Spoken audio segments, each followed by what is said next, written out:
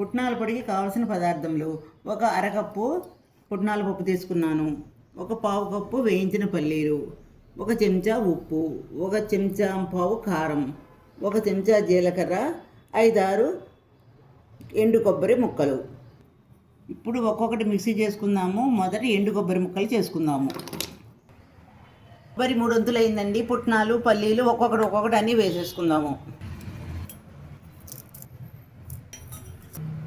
ఇలా మెత్తగా అయిపోయిందండి. చివరిలోనండి 4 వెల్లుల్లి రెమ్మలు కూడా గ్రైండ్ చేసి వేసుకుంటే చాలా రుచికాడుంది. ఇష్టం లేని వాళ్ళు మానేయచ్చండి. రెడీ అయిపోయిందండి. ఇది అన్నంలో, వేడివేడి అన్నంలో నెయ్యి వేసుకు తింటే చాలా బాగుంటుందండి. మనం ఇడ్లీలో వేసుకోవచ్చు, దోశలో వేసుకోవచ్చు, మనం కొన్ని కూరల్లోనూ కూడానండి, అన్ని కూరల్లో కూడా వాడుకోవచ్చండి. చివర వేసుకుంటే చాలా రుచిగా ఉంటుంది.